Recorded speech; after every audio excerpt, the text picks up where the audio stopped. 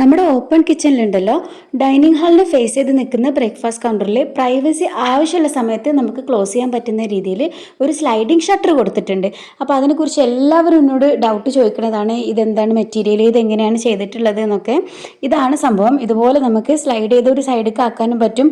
അതുപോലെ തന്നെ ആവശ്യമുണ്ടെങ്കിൽ നമുക്ക് മറ്റേ സൈഡിൽ മോസ്കിറ്റോ നെറ്റ് കൊടുക്കാം കേട്ടോ. അപ്പോൾ നമുക്കിത് വിൻഡോസിലൊക്കെ കർട്ടന് പകരമായിട്ട് നമുക്ക് കൊടുക്കാൻ പറ്റിയൊരു സംഭവമാണ്.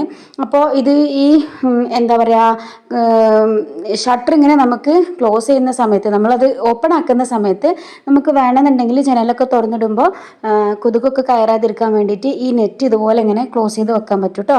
അപ്പോൾ അതിൻ്റെ കാറ്റലോഗാണിത്. ഇതിന് ഹണി കോംബ് ബ്ലൈൻഡ്സ് എന്നാണ് കേട്ടോ പറയാം. ഇത് ബ്ലൈൻഡ്സിൻ്റെ, നമ്മൾ കർട്ടന് പകരം യൂസ് ചെയ്യുന്ന ബ്ലൈൻഡ്സിൻ്റെ തന്നെ വേറൊരു പുതിയ വേർഷനാണ് കേട്ടോ. എന്താ പറയുക, ഇത് അറിയുന്ന ഒരുപാട് പേരുണ്ടാവും. ഈ ഒരു കളറാണ് എന്താ പറയുക, ഞാൻ നമ്മുടെ കിച്ചണിന് വേണ്ടിയിട്ട് സെലക്ട് ചെയ്തത് കേട്ടോ. കാരണം എൻ്റെ കിച്ചണിലെ എല്ലാ ക്യാബിനറ്റ്സും ഈ ഒരു കളറിലാണ് വന്നിട്ടുള്ളത്. അപ്പോൾ എനിക്ക് സെയിം കളർ തന്നെ കിട്ടിയപ്പോൾ ഞാനിത് ചൂസ് ചെയ്തതാണ്.